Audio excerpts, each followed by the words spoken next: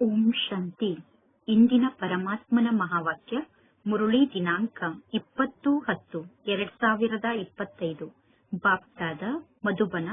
ಮಧುರ ಮಕ್ಕಳೇ, ಪರಮಾತ್ಮ ತಂದೆ ಬಂದಿರುವುದೇ ನಿಮಗೆ ಬಹಳಷ್ಟು ಆಸಕ್ತಿಯಿಂದ ಶಿಕ್ಷಣವನ್ನು ಕಲಿಸುವುದಕ್ಕೋಸ್ಕರ. ನೀವೀಗ ಆಸಕ್ತಿಯಿಂದ ಶಿಕ್ಷಣವನ್ನು ಕಲಿಯಿರಿ. ಸ್ವಯಂ ಭಗವಂತ ತಂದೆ ನಮಗೆ ಶಿಕ್ಷಣವನ್ನು ಕಲಿಸುತ್ತಿದ್ದಾರೆ ಅನ್ನುವ ನಶೆ ನಿಮಗೆ ಇರಬೇಕು. ಇಂದಿನ ಪ್ರಶ್ನೆಯಾಗಿದೆ, ಬ್ರಹ್ಮ ಕುಮಾರಿಯರಾದ ನಿಮ್ಮ ಉದ್ದೇಶ ಏನಾಗಿದೆ ಮತ್ತು ನಿಮ್ಮ ಶುದ್ಧ ಭಾವನೆ ಯಾವುದಾಗಿದೆ? ಉತ್ತರ, ನಿಮ್ಮ ಉದ್ದೇಶವೇ ಆಗಿದೆ 5000 ವರ್ಷದ ಹಿಂದಿನ ಕಲ್ಪದಂತೆ ಈಗ ಪುನಃ ಶ್ರೀಮತದಂತೆ ವಿಶ್ವದಲ್ಲಿ ಸುಖ ಮತ್ತು ಶಾಂತಿಯ ರಾಜ್ಯವನ್ನು ಸ್ಥಾಪನೆ ಮಾಡುವುದು ನಿಮ್ಮ ಉದ್ದೇಶ ಆಗಿದೆ. ಶ್ರೀಮತದಂತೆ ಇಡೀ ವಿಶ್ವದಲ್ಲಿರುವಂತಹ ಆತ್ಮರಿಗೆ ಸದ್ಗತಿಯನ್ನು ನೀಡುವುದೇ ನಿಮ್ಮ ಶುಭ ಭಾವನೆ ಆಗಿದೆ. ನಾವೀಗ ಸರ್ವರಿಗೂ ಸದ್ಗತಿಯನ್ನು ನೀಡುವಂತವರಾಗಿದ್ದೇವೆ ಎಂದು ನೀವು ನಶೆಯಿಂದ ಹೇಳುತ್ತೀರಾ. ಸ್ವಯಂ ಪರಮಾತ್ಮ ತಂದೆಯ ಮೂಲಕ ನಿಮಗೆ ಶಾಂತಿಯ ಬಹುಮಾನ ಸಿಗುತ್ತದೆ. ನರಕದ ನಿವಾಸಿಯಿಂದ ಸ್ವರ್ಗದ ನಿವಾಸಿಯಾಗುವುದೇ ಬಹುಮಾನವನ್ನು ಪಡೆದುಕೊಳ್ಳುವುದಾಗಿದೆ. ಓಂ ಶಾಂತಿ. ವಿದ್ಯಾರ್ಥಿಗಳು ಯಾವಾಗ ಶಿಕ್ಷಣವನ್ನು ಕಲಿಯುತ್ತಾರೋ ಆಗ ಬಹಳಷ್ಟು ಖುಷಿಯಿಂದ ಶಿಕ್ಷಣವನ್ನು ಕಲಿಯುತ್ತಾರೆ. ಟೀಚರ್ ಕೂಡ ಬಹಳಷ್ಟು ಖುಷಿಯಿಂದ ಶಿಕ್ಷಣವನ್ನು ಕಲಿಸುತ್ತಾರೆ, ಆಸಕ್ತಿಯಿಂದ ಶಿಕ್ಷಣವನ್ನು ಕಲಿಸುತ್ತಾರೆ. ಬೇಹದ್ದಿನ ತಂದೆ ನಮಗೆ ಟೀಚರ್ ಆಗಿದ್ದಾರೆ. ಟೀಚರ್ ಆದಂತಹ ಪರಮಾತ್ಮ ತಂದೆ ಬಹಳಷ್ಟು ಆಸಕ್ತಿಯಿಂದ ನಮಗೆ ಶಿಕ್ಷಣವನ್ನು ಕಲಿಸುತ್ತಾರೆ ಅನ್ನುವುದು ಆತ್ಮಿಕ ಮಕ್ಕಳಿಗೆ ಗೊತ್ತಿದೆ. ಲೌಕಿಕ ಜಗತ್ತಿನಲ್ಲಿ ಶಿಕ್ಷಣವನ್ನು ಕಲಿಯುವಾಗ ತಂದೆಯೇ ಬೇರೆ ಆಗಿರುತ್ತಾರೆ, ಶಿಕ್ಷಣವನ್ನು ಕಲಿಸುವಂತಹ ಟೀಚರ್ ಬೇರೆ ಆಗಿರುತ್ತಾರೆ. ಕೆಲವರ ತಂದೆ ಟೀಚರ್ ಕೂಡ ಆಗಿರುತ್ತಾರೆ. ಅವರು ಟೀಚರ್ ಆಗಿ ತಮ್ಮ ಮಕ್ಕಳಿಗೆ ಶಿಕ್ಷಣವನ್ನು ಕಲಿಸುತ್ತಾರೆ. ತಂದೆ ಟೀಚರ್ ಆಗಿ ಶಿಕ್ಷಣವನ್ನು ಕಲಿಸುವಾಗ ಮಕ್ಕಳಿಗೆ ಬಹಳಷ್ಟು ಆಸಕ್ತಿಯಿಂದ ಶಿಕ್ಷಣವನ್ನು ಕಲಿಸುತ್ತಾರೆ. ಏಕೆಂದರೆ ಅಲ್ಲಿ ತಂದೆ ಮತ್ತು ಮಕ್ಕಳ ರಕ್ತ ಸಂಬಂಧ ಇರುತ್ತದೆ. ಈ ಮಕ್ಕಳು ನನ್ನವರಾಗಿದ್ದಾರೆ ಎಂದು ತಿಳಿದುಕೊಂಡು ಬಹಳಷ್ಟು ಆಸಕ್ತಿಯಿಂದ ಆ ಮಕ್ಕಳಿಗೆ ಶಿಕ್ಷಣವನ್ನು ಕಲಿಸುತ್ತಾರೆ. ಇಲ್ಲಿ ಪರಮಾತ್ಮ ತಂದೆ ಎಷ್ಟೊಂದು ಆಸಕ್ತಿಯಿಂದ ನಿಮಗೆ ಶಿಕ್ಷಣವನ್ನು ಕಲಿಸುತ್ತಾರೆ ಅಂದ ಮೇಲೆ ಮಕ್ಕಳಾದ ನೀವು ಎಷ್ಟೊಂದು ಆಸಕ್ತಿಯಿಂದ ಶಿಕ್ಷಣವನ್ನು ಕಲಿಯಬೇಕು. ಡೈರೆಕ್ಟ್ ಆಗಿ ಪರಮಾತ್ಮ ತಂದೆ ಶಿಕ್ಷಣವನ್ನು ಕಲಿಸುತ್ತಾರೆ ಮತ್ತು ಒಮ್ಮೆ ಪರಮಾತ್ಮ ತಂದೆ ಈ ಸೃಷ್ಟಿಗೆ ಬಂದು ಶಿಕ್ಷಣವನ್ನು ಕಲಿಸುತ್ತಾರೆ ಅಂದ ಮೇಲೆ ಮಕ್ಕಳಿಗೆ ಶಿಕ್ಷಣದಲ್ಲಿ ಬಹಳಷ್ಟು ಆಸಕ್ತಿ ಇರಬೇಕು. ಸ್ವಯಂ ಭಗವಂತ ತಂದೆ ನಮಗೆ ಶಿಕ್ಷಣವನ್ನು ಕಲಿಸುತ್ತಿದ್ದಾರೆ ಮತ್ತು ಪ್ರತಿ ಮಾತಿನ ಬಗ್ಗೆ ತಂದೆ ಚೆನ್ನಾಗಿ ಜ್ಞಾನವನ್ನು ತಿಳಿಸುತ್ತಾರೆ. ಕೆಲವು ಮಕ್ಕಳು ಶಿಕ್ಷಣವನ್ನು ಕಲಿಯುತ್ತಿರುತ್ತಾರೆ. ಶಿಕ್ಷಣವನ್ನು ಕಲಿಯುವಾಗ ಕೆಲವು ಮಕ್ಕಳಿಗೆ ವಿಚಾರ ಬರುತ್ತದೆ, ಇದು ಏನಾಗಿದೆ? ನಾಟಕದ ಈ ಚಕ್ರ ಆವಾಗಮನದ ಚಕ್ರ ಆಗಿದೆ. ಆದರೆ ಈ ನಾಟಕವನ್ನು ಏಕೆ ರಚನೆ ಮಾಡಲಾಗಿದೆ? ಈ ನಾಟಕದಿಂದ ಏನು ಲಾಭ ಆಗುತ್ತದೆ? ನಾವು ಕೇವಲ ನಾಟಕ ಚಕ್ರದಲ್ಲಿ ಪಾತ್ರವನ್ನು ಮಾಡುತ್ತಿರಬೇಕೇನು? ಈ ನಾಟಕ ಚಕ್ರದಿಂದ ಮುಕ್ತ ಆಗುವುದು ಒಳ್ಳೆಯದು ಎಂದು ವಿಚಾರವನ್ನು ಮಾಡುತ್ತಾರೆ. ಯಾವಾಗ ನಾವು 84 ಜನ್ಮದ ಚಕ್ರದಲ್ಲಿ ಬರಬೇಕು ಅನ್ನುವುದನ್ನು ನೋಡುತ್ತಾರೋ ಆಗ ಇಂತಿಂತಹ ವಿಚಾರಗಳು ಮಕ್ಕಳ ಮನಸ್ಸಿನಲ್ಲಿ ಬರುತ್ತದೆ. ಭಗವಂತ ತಂದೆ ಇಂತಹ ಆಟವನ್ನು ಏಕೆ ರಚನೆ ಮಾಡಿದರು? ಈ ಆವಾಗಮನದ ಚಕ್ರದಿಂದ ನಾವು ಮುಕ್ತ ಆಗಲು ಸಾಧ್ಯ ಇಲ್ಲ ಏನು? ಈ ಚಕ್ರದಿಂದ ನಮಗೆ ಮೋಕ್ಷ ಸಿಗಬೇಕು ಎಂದು ವಿಚಾರ ಮಾಡುತ್ತಾರೆ. ಇಂತಿಂತಹ ವಿಚಾರ ಕೆಲವು ಮಕ್ಕಳ ಮನಸ್ಸಿನಲ್ಲಿ ಬರುತ್ತದೆ. ಈ ಆವಾಗಮನದ ಚಕ್ರದಿಂದ ನಾವು ಮುಕ್ತ ಆಗಬೇಕು, ಸುಖ ದುಃಖದಿಂದ ನಾವು ಮುಕ್ತ ಆಗಬೇಕು ಎಂದು ಬಯಸುತ್ತಾರೆ. ಪರಮಾತ್ಮ ತಂದೆ ತಿಳಿಸುತ್ತಾರೆ, ಎಂದೂ ಕೂಡ ನೀವು ಈ ಚಕ್ರದಿಂದ ಮುಕ್ತಾಗಲು ಸಾಧ್ಯ ಇಲ್ಲ. ಮೋಕ್ಷವನ್ನು ಪಡೆದುಕೊಳ್ಳಲು ಪ್ರಯತ್ನ ಪಡುವುದೂ ಕೂಡ ವ್ಯರ್ಥ ಆಗಿದೆ. ಪರಮಾತ್ಮ ತಂದೆ ತಿಳಿಸಿದ್ದಾರೆ, ಒಂದೇ ಒಂದು ಆತ್ಮ ಕೂಡ ಪಾತ್ರದಿಂದ ಮುಕ್ತಾಗಲು ಸಾಧ್ಯ ಇಲ್ಲ. ಆತ್ಮದಲ್ಲಿ ಅವಿನಾಶಿ ಪಾತ್ರ ಫಿಕ್ಸ್ ಆಗಿದೆ. ಈ ನಾಟಕ ಅನಾದಿ ನಾಟಕ ಆಗಿದೆ, ಅವಿನಾಶಿ ನಾಟಕ ಆಗಿದೆ. ಈ ನಾಟಕದಲ್ಲಿ ಆತ್ಮರ ಪಾತ್ರ ಎಕ್ಯುರೇಟ್ ಆದ ಪಾತ್ರ ಆಗಿದೆ. ಈ ನಾಟಕದಲ್ಲಿ ಎಲ್ಲರೂ ಎಕ್ಯುರೇಟ್ ಆದಂತಹ ಪಾತ್ರಧಾರಿಗಳು. ಈ ನಾಟಕದಲ್ಲಿ ಅನಾದಿಯಿಂದ ಅವಿನಾಶಿ ರೂಪದಿಂದ ನಾವೆಲ್ಲರೂ ಎಕ್ಯುರೇಟ್ ಆಗಿ ಪಾತ್ರಧಾರಿಗಳಾಗಿದ್ದೇವೆ. ಈ ನಾಟಕದಲ್ಲಿ ಒಬ್ಬರ ಸಂಖ್ಯೆ ಕೂಡ ಕಡಿಮೆ ಆಗಲು ಸಾಧ್ಯ ಇಲ್ಲ ಮತ್ತು ಜಾಸ್ತಿ ಕೂಡ ಆಗಲು ಸಾಧ್ಯ ಇಲ್ಲ. ಈಗ ಮಕ್ಕಳ ಬುದ್ಧಿಯಲ್ಲಿ ಈ ಸಂಪೂರ್ಣ ಜ್ಞಾನ ಇದೆ. ಈ ನಾಟಕ ಚಕ್ರದಿಂದ ಯಾರೂ ಮುಕ್ತಾಗಲು ಸಾಧ್ಯ ಇಲ್ಲ, ಯಾರು ಮೋಕ್ಷವನ್ನು ಪಡೆದುಕೊಳ್ಳಲು ಸಾಧ್ಯ ಇಲ್ಲ. ಎಲ್ಲಾ ಧರ್ಮದವರೂ ಕೂಡ ನಂಬರ್ ವಾರಾಗಿ ಈ ಸೃಷ್ಟಿಗೆ ಬರಲೇಬೇಕು. ಪರಮಾತ್ಮ ತಂದೆ ತಿಳಿಸುತ್ತಾರೆ, ಇದು ಮಾಡಲ್ಪಟ್ಟಂತಹ ಅವಿನಾಶಿ ನಾಟಕ ಆಗಿದೆ. ನೀವೀಗ ಪರಮಾತ್ಮ ತಂದೆಗೆ ಹೇಳುತ್ತೀರಾ, ಬಾಬಾ ನಾವು ಹೇಗೆ 84 ಜನ್ಮದ ಚಕ್ರದಲ್ಲಿ ಬರುತ್ತೇವೆ ಅನ್ನುವುದನ್ನು ನಾವೀಗ ಅರ್ಥ ಮಾಡಿಕೊಂಡಿದ್ದೇವೆ. ಅಂದ ಮೇಲೆ ನಿಮಗೆ ಗೊತ್ತಿದೆ, ಯಾರೆಲ್ಲ ಮೊಟ್ಟ ಮೊದಲು ಈ ಸೃಷ್ಟಿಗೆ ಬರುತ್ತಾರೋ, ಅಂದರೆ ಸೃಷ್ಟಿಯ ಆದಿಯಲ್ಲಿ ಬರುತ್ತಾರೋ, ಅವರೇ 84 ಜನ್ಮವನ್ನು ಪಡೆದುಕೊಳ್ಳುತ್ತಾರೆ. ನಂತರ ಲೇಟಾಗಿ ಬರುವಂತವರು ಅವಶ್ಯವಾಗಿ ಕಡಿಮೆ ಜನ್ಮವನ್ನು ಪಡೆದುಕೊಳ್ಳುತ್ತಾರೆ. ಈಗ ಇಲ್ಲಿ ನೀವು ಪುರುಷಾರ್ಥವನ್ನು ಮಾಡಬೇಕು. ಹಳೆಯ ಜಗತ್ತು ಅವಶ್ಯವಾಗಿ ಹೊಸ ಜಗತ್ತಾಗಲೇಬೇಕು. ಪರಮಾತ್ಮ ತಂದೆ ಒಂದೊಂದು ಮಾತಿನ ಬಗ್ಗೆ ಜ್ಞಾನವನ್ನು ತಿಳಿಸುತ್ತಿರುತ್ತಾರೆ, ಏಕೆಂದರೆ ಹೊಸ ಹೊಸ ಮಕ್ಕಳು ತಂದೆಯ ಬಳಿ ಬರುತ್ತಿರುತ್ತಾರೆ. ಅಂದ ಮೇಲೆ ಆ ಹೊಸ ಮಕ್ಕಳಿಗೆ ಹಿಂದೆ ಕಲಿಸಿರುವಂತಹ ಶಿಕ್ಷಣವನ್ನು ಯಾರು ಕಲಿಸಲು ಸಾಧ್ಯ? ಅಂದ ಮೇಲೆ ಪುನಃ ಪರಮಾತ್ಮ ತಂದೆ ಹೊಸ ಹೊಸ ಮಕ್ಕಳನ್ನು ನೋಡಿ ಹಳೆಯ ಪಾಯಿಂಟ್ ಅನ್ನು ರಿಪೀಟ್ ಮಾಡುತ್ತಿರುತ್ತಾರೆ. ನಿಮ್ಮ ಬುದ್ಧಿಯಲ್ಲಿ ಈಗ ಸಂಪೂರ್ಣ ಜ್ಞಾನ ಇದೆ. ನಿಮಗೆ ಗೊತ್ತಿದೆ, ಆದಿಯಿಂದ ಹಿಡಿದು ಅಂತ್ಯದವರೆಗೂ ನಾವು ಹೇಗೆ ಪಾತ್ರವನ್ನು ಅಭಿನಯ ಮಾಡುತ್ತಾ ಬಂದಿದ್ದೇವೆ ಎಂದು. ನೀವೀಗ ಈ ನಾಟಕ ಚಕ್ರದ ಬಗ್ಗೆ ಯಥಾರ್ಥವಾಗಿ ಅರ್ಥ ಮಾಡಿಕೊಂಡಿದ್ದೀರಾ. ನಾವು ನಂಬರ್ ವಾರಾಗಿ ಹೇಗೆ ಈ ಸೃಷ್ಟಿಗೆ ಬರುತ್ತೇವೆ, ನಾವು ಎಷ್ಟು ಜನ್ಮವನ್ನು ಪಡೆದುಕೊಳ್ಳುತ್ತೇವೆ ಅನ್ನುವುದು ನಿಮಗೆ ಗೊತ್ತಿದೆ. ಈ ಸಮಯದಲ್ಲಿ ಪರಮಾತ್ಮ ತಂದೆ ಬಂದು ಈ ಎಲ್ಲಾ ಜ್ಞಾನದ ಮಾತನ್ನು ನಮಗೆ ತಿಳಿಸುತ್ತಾರೆ. ಸತ್ಯಯುಗದಲ್ಲಿ ನಾವು ಪದವಿಯನ್ನು ಪಡೆದುಕೊಂಡಿರುತ್ತೇವೆ. ಈ ಸಮಯದಲ್ಲಿ ನಿಮಗೆ ಈ ಎಲ್ಲಾ ಜ್ಞಾನದ ಮಾತಿನ ಬಗ್ಗೆ ತಿಳಿಸಲಾಗುತ್ತದೆ. ಭಗವದ್ಗೀತೆಯ ಆದಿಯಲ್ಲಿ ಮತ್ತು ಅಂತ್ಯದಲ್ಲಿ ಮನ್ಮನಾಭವ ಅನ್ನುವಂತಹ ಮಾತು ಬರುತ್ತದೆ. ಶಿಕ್ಷಣವನ್ನು ಕಲಿಸಲಾಗುತ್ತದೆ. ಶಿಕ್ಷಣವನ್ನು ಕಲಿಸುವುದೇ ಪದವಿಯನ್ನು ಪ್ರಾಪ್ತಿ ಮಾಡಿಸುವುದಕ್ಕೋಸ್ಕರ. ನೀವೀಗ ರಾಜರಾಗುವುದಕ್ಕೋಸ್ಕರ ಇಲ್ಲಿ ಪುರುಷಾರ್ಥವನ್ನು ಮಾಡುತ್ತೀರಾ. ಮತ್ತು ಅನ್ಯ ಧರ್ಮದವರ ಬಗ್ಗೆ ಪರಮಾತ್ಮ ತಂದೆ ತಿಳಿಸುತ್ತಾರೆ. ಅನ್ಯ ಧರ್ಮದವರು ನಂಬರ್ ವಾರಾಗಿ ಈ ಸೃಷ್ಟಿಗೆ ಬರುತ್ತಾರೆ. ಧರ್ಮ ಸ್ಥಾಪಕರು ಬಂದ ನಂತರ ಆ ಧರ್ಮದ ಎಲ್ಲಾ ಆತ್ಮರು ಅವರ ಹಿಂದೆ ಬರಲೇಬೇಕು. ಅನ್ಯ ಧರ್ಮದಲ್ಲಿ ರಾಜ್ಯದ ಮಾತು ಇಲ್ಲ. ಕೇವಲ ಭಗವದ್ಗೀತೆ ಒಂದೇ ಶಾಸ್ತ್ರ ಆಗಿದೆ. ಆದ್ದರಿಂದ ಭಗವದ್ಗೀತೆಗೆ ಬಹಳಷ್ಟು ಮಹಿಮೆ ಇದೆ. ಭಾರತದಲ್ಲೇ ಪರಮಾತ್ಮ ತಂದೆ ಬಂದು ಗೀತಾ ಜ್ಞಾನವನ್ನು ತಿಳಿಸುತ್ತಾರೆ ಮತ್ತು ಗೀತಾ ಜ್ಞಾನದ ಮೂಲಕ ಸರ್ವರಿಗೂ ಸದ್ಗತಿಯನ್ನು ನೀಡುತ್ತಾರೆ. ಇನ್ನು ಜಗತ್ತಿನಲ್ಲಿ ಎಷ್ಟೆಲ್ಲಾ ಧರ್ಮ ಸ್ಥಾಪಕರು ಧರ್ಮವನ್ನು ಸ್ಥಾಪನೆ ಮಾಡಲು ಬರುತ್ತಾರೋ, ಅವರು ಯಾವಾಗ ಸಾಯುತ್ತಾರೋ, ಅವರು ಸತ್ತ ನಂತರ ಆ ಧರ್ಮ ಸ್ಥಾಪಕರ ನೆನಪಾರ್ಥವಾಗಿ ಅಲ್ಲಿ ದೊಡ್ಡ ದೊಡ್ಡ ತೀರ್ಥ ಸ್ಥಾನವನ್ನು ನಿರ್ಮಾಣ ಮಾಡುತ್ತಾರೆ. ವಾಸ್ತವದಲ್ಲಿ ಭಾರತ ದೇಶ ಸರ್ವರಿಗೂ ತೀರ್ಥ ಸ್ಥಾನ ಆಗಿದೆ. ಏಕೆಂದರೆ ಭಾರತದಲ್ಲೇ ಬೇಹದ್ದಿನ ತಂದೆ ಬರುತ್ತಾರೆ. ಪರಮಾತ್ಮ ತಂದೆ ಭಾರತದಲ್ಲೇ ಬಂದು ಸರ್ವರಿಗೂ ಸದ್ಗತಿಯನ್ನು ನೀಡುತ್ತಾರೆ. ಪರಮಾತ್ಮ ತಂದೆ ತಿಳಿಸುತ್ತಾರೆ, ನನಗೆ ಮುಕ್ತಿದಾತ ಮಾರ್ಗದರ್ಶಕ ಎಂದು ನೀವು ಕರೆಯುತ್ತೀರಾ. ಈಗ ನಾನು ಈ ಹಳೆಯ ಜಗತ್ತು ಮತ್ತು ದುಃಖದ ಜಗತ್ತಿನಿಂದ ನಿಮ್ಮನ್ನು ಮುಕ್ತ ಮಾಡಿ ನಿಮ್ಮನ್ನು ಶಾಂತಿಧಾಮ ಮತ್ತು ಸುಖಧಾಮಕ್ಕೆ ಕರೆದುಕೊಂಡು ಹೋಗುತ್ತೇನೆ. ಮಕ್ಕಳಿಗೆ ಗೊತ್ತಿದೆ, ಪರಮಾತ್ಮ ತಂದೆ ನಮ್ಮನ್ನು ಶಾಂತಿಧಾಮ ಮತ್ತು ಸುಖಧಾಮಕ್ಕೆ ಕರೆದುಕೊಂಡು ಹೋಗುತ್ತಾರೆ. ಇನ್ನು ಉಳಿದ ಎಲ್ಲಾ ಆತ್ಮರು ಶಾಂತಿಧಾಮಕ್ಕೆ ಹೋಗುತ್ತಾರೆ. ಪರಮಾತ್ಮ ತಂದೆ ಬಂದು ದುಃಖದಿಂದ ನಮ್ಮನ್ನು ಮುಕ್ತ ಮಾಡುತ್ತಾರೆ. ಪರಮಾತ್ಮ ತಂದೆ ಎಂದೂ ಜನನ ಮರಣದಲ್ಲಿ ಬರುವುದಿಲ್ಲ. ಪರಮಾತ್ಮ ತಂದೆ ಈ ಸೃಷ್ಟಿಗೆ ಬರುತ್ತಾರೆ, ಪುನಃ ಈ ಸೃಷ್ಟಿಯಿಂದ ವಾಪಸ್ ಹೋಗುತ್ತಾರೆ. ಪರಮಾತ್ಮ ತಂದೆಯ ಬಗ್ಗೆ ಪರಮಾತ್ಮ ತಂದೆ ಸತ್ತು ಹೋದರು ಎಂದು ಎಂದೂ ಹೇಳಲು ಸಾಧ್ಯ ಇಲ್ಲ. ಏಕೆಂದರೆ ಪರಮಾತ್ಮ ತಂದೆ ಜನನ ಮರಣದಲ್ಲಿ ಬರುವುದಿಲ್ಲ. ಹೇಗೆ ಶಿವಾನಂದ ಅವರ ಬಗ್ಗೆ ಹೇಳಲಾಗುತ್ತದೆ, ಶಿವಾನಂದ ಅವರು ಶರೀರವನ್ನು ತ್ಯಾಗ ಮಾಡಿದರು, ನಂತರ ಅವರ ಕ್ರಿಯಾಕರ್ಮವನ್ನು ಮಾಡುತ್ತಾರೆ. ಈಗ ಇಲ್ಲಿ ಪರಮಾತ್ಮ ತಂದೆ ಬಂದಿದ್ದಾರೆ. ತಂದೆ ವಾಪಸ್ ಹೋದಾಗ ತಂದೆಯ ಕ್ರಿಯಾಕರ್ಮವನ್ನು ಮಾಡುವುದಿಲ್ಲ. ತಂದೆ ವಾಪಸ್ ಹೋದ ನಂತರ ತಂದೆಗೋಸ್ಕರ ಯಾವುದೇ ಸಭೆ ಸಮಾರಂಭವನ್ನು ಮಾಡುವುದಿಲ್ಲ. ಪರಮಾತ್ಮ ತಂದೆ ಪರಮಧಾಮದಿಂದ ಈ ಸೃಷ್ಟಿಗೆ ಬರುವುದು ಕೂಡ ಯಾರಿಗೂ ಗೊತ್ತಾಗುವುದಿಲ್ಲ. ಅಂದ ಮೇಲೆ ಇಲ್ಲಿ ಕ್ರಿಯಾಕರ್ಮ ಮುಂತಾದದ್ದರ ಮಾತಿಲ್ಲ. ಇನ್ನು ಉಳಿದ ಎಲ್ಲಾ ಮನುಷ್ಯರ ಕ್ರಿಯಾಕರ್ಮವನ್ನು ಮಾಡುತ್ತಾರೆ. ಪರಮಾತ್ಮ ತಂದೆಯ ಕ್ರಿಯಾಕರ್ಮವನ್ನು ಮಾಡುವುದಿಲ್ಲ. ಏಕೆಂದರೆ ಶಿವ ತಂದೆಗೆ ತಮ್ಮದೇ ಆದ ಶರೀರ ಇಲ್ಲ. ಸತ್ಯಯುಗದಲ್ಲಿ ಈ ಜ್ಞಾನ ಮಾರ್ಗದ ಮಾತೇ ಇರುವುದಿಲ್ಲ. ಈ ಎಲ್ಲಾ ಜ್ಞಾನದ ಮಾತು ಈ ಸಮಯದಲ್ಲಿ ನಡೆಯುತ್ತದೆ. ಇನ್ನು ಉಳಿದವರೆಲ್ಲ ಭಕ್ತಿಯನ್ನು ಮಾಡುವುದನ್ನು ಕಲಿಸುತ್ತಾರೆ. ಅರ್ಧ ಕಲ್ಪ ಭಕ್ತಿ ನಡೆಯುತ್ತದೆ. ಅರ್ಧ ಕಲ್ಪದ ನಂತರ ಪರಮಾತ್ಮ ತಂದೆ ಬಂದು ಜ್ಞಾನದ ಆಸ್ತಿಯನ್ನು ನೀಡುತ್ತಾರೆ.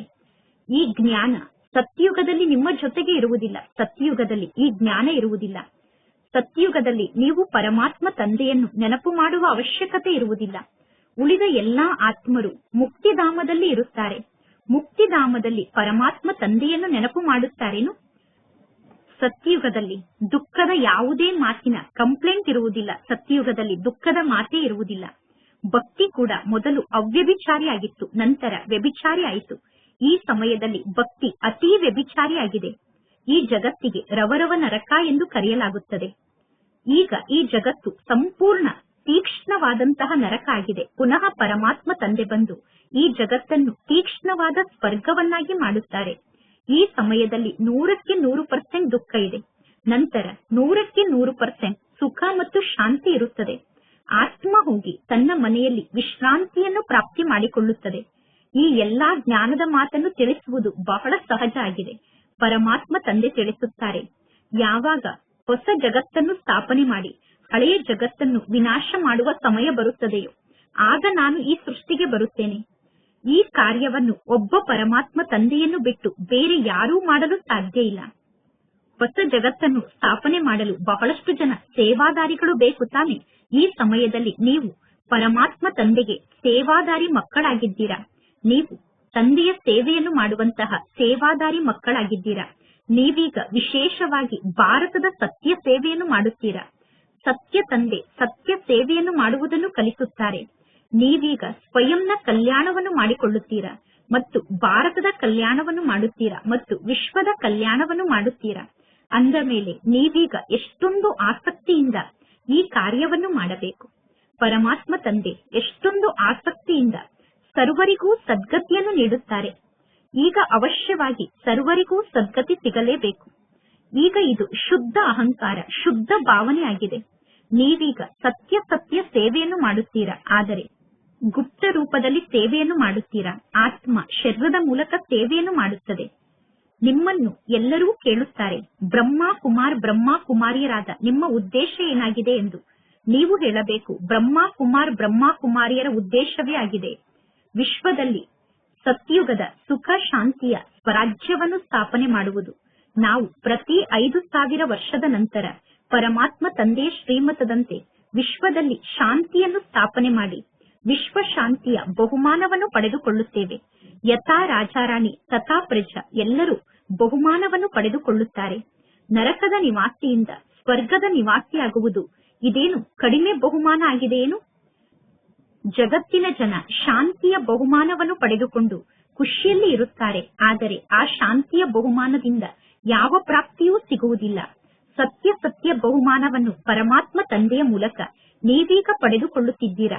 ವಿಶ್ವದ ರಾಜ್ಯಭಾಗ್ಯದ ಬಹುಮಾನವನ್ನು ನೀವೀಗ ಪಡೆದುಕೊಳ್ಳುತ್ತಿದ್ದೀರಾ.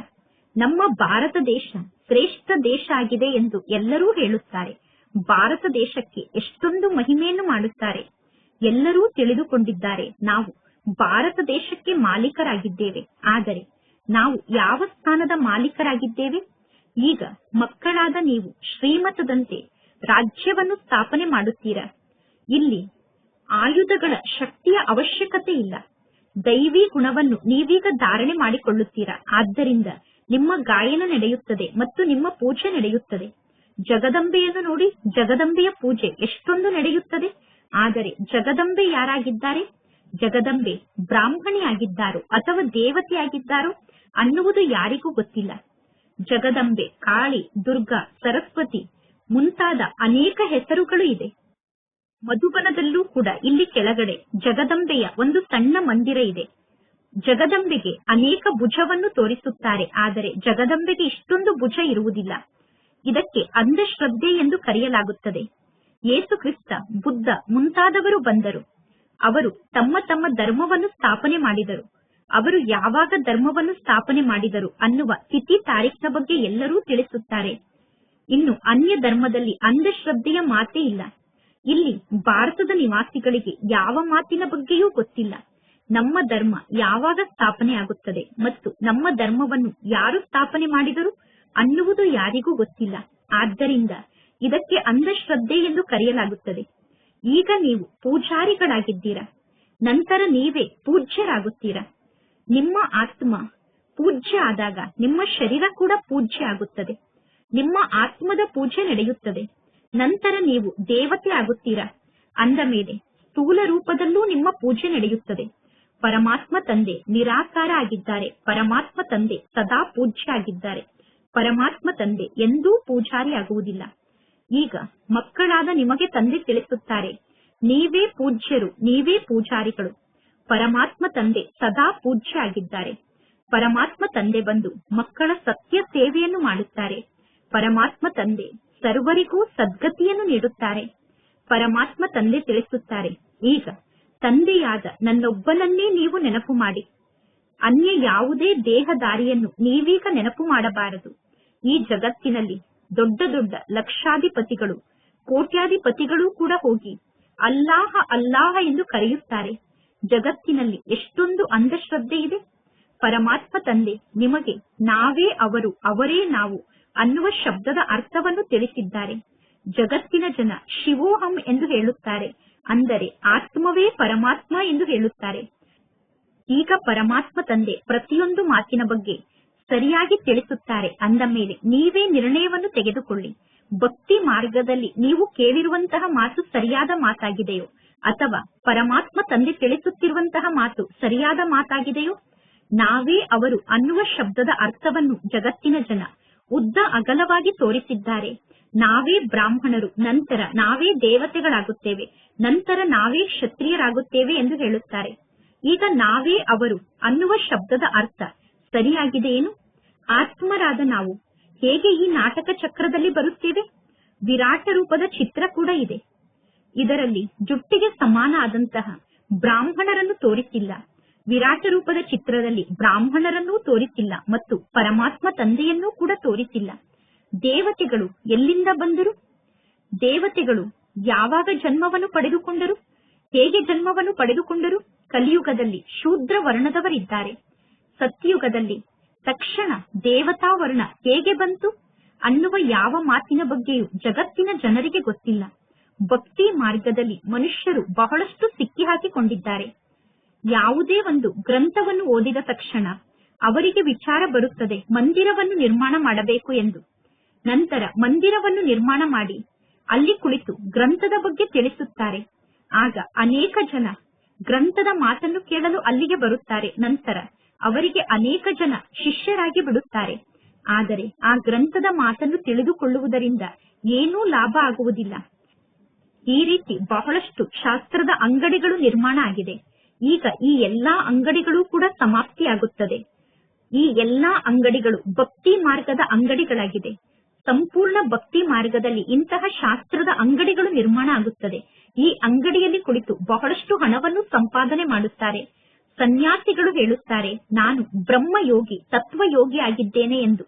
ಹೇಗೆ ಭಾರತದ ನಿವಾಸಿಗಳು ವಾಸ್ತವದಲ್ಲಿ ದೇವಿ ದೇವತಾ ಧರ್ಮದವರಾಗಿದ್ದಾರೆ, ಆದರೆ ತಮ್ಮನ್ನು ತಾವು ಹಿಂದೂ ಧರ್ಮದವರು ಎಂದು ಹೇಳಿಕೊಳ್ಳುತ್ತಾರೆ. ಅದೇ ರೀತಿ ಬ್ರಹ್ಮಾಂಡ ತತ್ವ ಆಗಿದೆ. ಬ್ರಹ್ಮಾಂಡದಲ್ಲಿ ಆತ್ಮರು ನಿವಾಸವನ್ನು ಮಾಡುತ್ತಾರೆ. ಸನ್ಯಾಸಿಗಳು ಪುನಃ ಬ್ರಹ್ಮಜ್ಞಾನಿ, ತತ್ವಜ್ಞಾನಿ ಎಂದು ಹೆಸರನ್ನು ಇಟ್ಟುಕೊಂಡಿದ್ದಾರೆ. ಹಾಗೆ ನೋಡಿದರೆ ಬ್ರಹ್ಮಾಂಡ ತತ್ವ ಆಗಿದೆ. ಬ್ರಹ್ಮಾಂಡ ಆತ್ಮರು ಇರುವಂತಹ ಸ್ಥಾನ ಆಗಿದೆ. ಅಂದ ಮೇಲೆ ಪರಮಾತ್ಮ ತಂದೆ ತಿಳಿಸುತ್ತಾರೆ, ಎಷ್ಟು ದೊಡ್ಡ ತಪ್ಪನ್ನು ಮಾಡಿದ್ದಾರೆ. ಇದೆಲ್ಲ ಭ್ರಮೆ ಆಗಿದೆ. ನಾನು ಬಂದು ಈ ಎಲ್ಲಾ ಪ್ರಕಾರದ ಭ್ರಮೆಯನ್ನು ದೂರ ಮಾಡುತ್ತೇನೆ. ಭಕ್ತಿ ಮಾರ್ಗದಲ್ಲೂ ಕೂಡ ಹೇಳುತ್ತಾರೆ, ಹೇ ಪ್ರಭು, ನಿಮ್ಮ ಗತಿ ಮತ್ತು ಮತ ಭಿನ್ನ ಆಗಿದೆ ಎಂದು. ಗತಿಯನ್ನು ಯಾರೂ ನೀಡಲು ಸಾಧ್ಯ ಇಲ್ಲ. ಅನೇಕ ಪ್ರಕಾರದ ಮತ ಪ್ರಾಪ್ತಿಯಾಗುತ್ತಿರುತ್ತದೆ. ಈಗ ಇಲ್ಲಿ ಪರಮಾತ್ಮ ತಂದೆಯ ಮತ ಎಷ್ಟೊಂದು ಚಮತ್ಕಾರವನ್ನು ಮಾಡುತ್ತದೆ. ತಂದೆಯ ಮತ ಇಡೀ ವಿಶ್ವವನ್ನೇ ಪರಿವರ್ತನೆ ಮಾಡುತ್ತದೆ. ಈಗ ಮಕ್ಕಳ ಬುದ್ಧಿಯಲ್ಲಿ ಇದೆ, ಇಷ್ಟೆಲ್ಲಾ ಧರ್ಮದ ಆತ್ಮರು ಈ ಸೃಷ್ಟಿಗೆ ಹೇಗೆ ಬರುತ್ತಾರೆ ಎಂದು. ನಂತರ ಆತ್ಮರು ಹೇಗೆ ತಮ್ಮ ತಮ್ಮ ಸೆಕ್ಷನ್ಗೆ ವಾಪಸ್ ಹೋಗಿ ಪರಮಧಾಮದಲ್ಲಿ ನಿವಾಸವನ್ನು ಮಾಡುತ್ತಾರೆ ಅನ್ನುವುದು ಮಕ್ಕಳಿಗೆ ಗೊತ್ತಿದೆ. ಇದೆಲ್ಲಾ ನಾಟಕದಲ್ಲಿ ಫಿಕ್ಸ್ ಆಗಿದೆ. ಈಗ ಮಕ್ಕಳಿಗೆ ಗೊತ್ತಿದೆ, ದಿವ್ಯ ದೃಷ್ಟಿಯ ದಾತ ಒಬ್ಬ ಪರಮಾತ್ಮ ತಂದೆ ಆಗಿದ್ದಾರೆ. ಪರಮಾತ್ಮ ತಂದೆಯನ್ನು ಮಕ್ಕಳು ಕೇಳಿದರು, ಬಾಬಾ ದಿವ್ಯ ದೃಷ್ಟಿಯ ಬೀಗದ ಕೈಯನ್ನು ನಮಗೆ ಕೊಡಿ, ಆಗ ನಾವು ಕೂಡ ಯಾರಿಗೆ ಬೇಕಾದರೂ ಸಾಕ್ಷಾತ್ಕಾರವನ್ನು ಮಾಡಿಸುತ್ತೇವೆ ಎಂದು.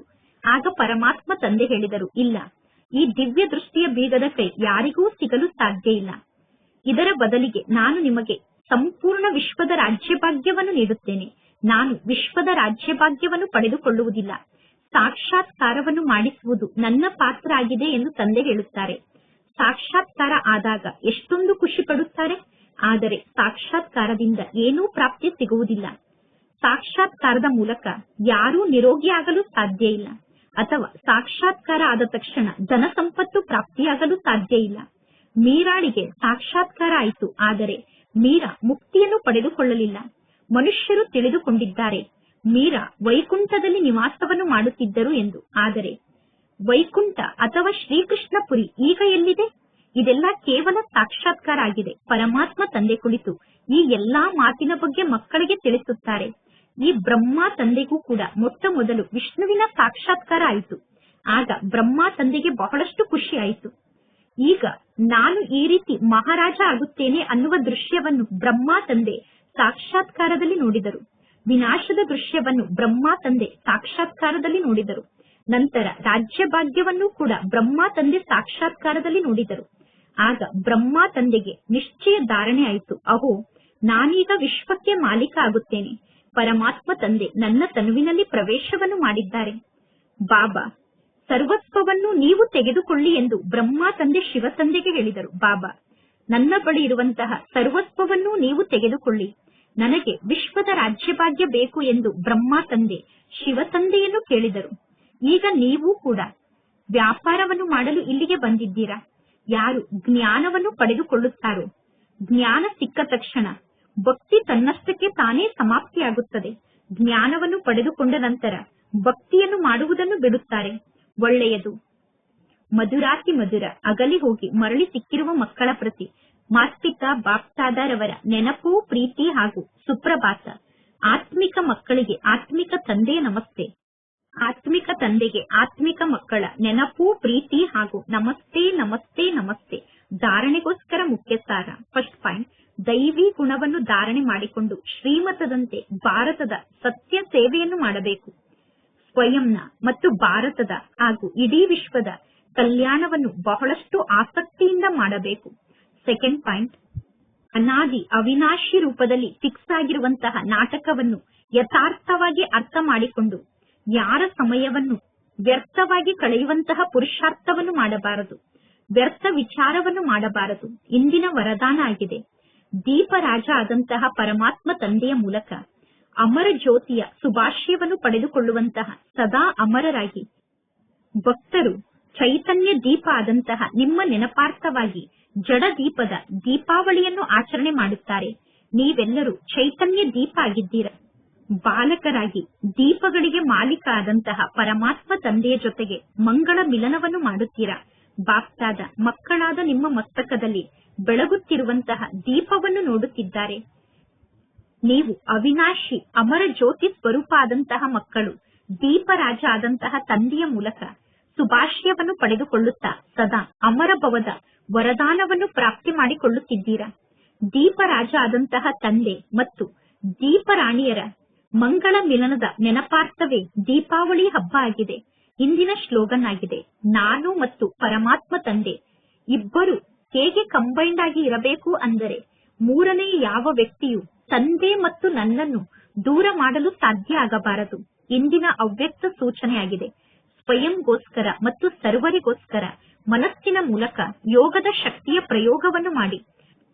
ವರ್ತಮಾನ ಸಮಯಕ್ಕನುಸಾರವಾಗಿ ಸರ್ವ ಆತ್ಮರು ಪ್ರತ್ಯಕ್ಷ ಫಲವನ್ನು ನೋಡಲು ಬಯಸುತ್ತಾರೆ. ಅಂದರೆ ಪ್ರತ್ಯಕ್ಷದಲ್ಲಿ ಸಾಕ್ಷಿಯನ್ನು ನೋಡಲು ಬಯಸುತ್ತಾರೆ. ಅಂದ ಮೇಲೆ ತನು, ಮನ, ಕರ್ಮ ಮತ್ತು ಸಂಬಂಧ ಸಂಪರ್ಕದಲ್ಲಿ ಶಾಂತಿಯ ಶಕ್ತಿಯ ಪ್ರಯೋಗವನ್ನು ಮಾಡಿ ನೋಡಿ. ಶಾಂತಿಯ ಶಕ್ತಿಯ ಮೂಲಕ ನಿಮ್ಮ ಸಂಕಲ್ಪ ವೈರ್ಲೆಸ್ಗಿಂತ ಬಹಳ ತೀಕ್ಷ್ಣವಾಗಿ ಯಾವುದೇ ಆತ್ಮಕ್ಕೆ ಹೋಗಿ ತಲುಪಲು ಸಾಧ್ಯ. ಈ ಶಕ್ತಿಯ ವಿಶೇಷ ಮಂತ್ರ ಶುಭ ಸಂಕಲ್ಪ ಆಗಿದೆ. ಈ ಶಕ್ತಿಯ ವಿಶೇಷ ಯಂತ್ರವೇ ಶುದ್ಧ ಸಂಕಲ್ಪ ಆಗಿದೆ. ಈ ಶುಭ ಸಂಕಲ್ಪ ಅನ್ನುವ ಯಂತ್ರದ ಮೂಲಕ ನೀವು ಯಾವ ಮಾತಿನಲ್ಲಿ ಸಿದ್ಧಿ ಸ್ವರೂಪ ಸ್ಥಿತಿಯನ್ನು ನೋಡಬೇಕು ಎಂದು ಬಯಸುತ್ತೀರೋ ಆ ಮಾತಿನಲ್ಲಿ ಸಿದ್ಧಿಯನ್ನು ನೋಡಬಹುದು. ಒಳ್ಳೆಯದು. ಓಂ ಶಾಂತಿ.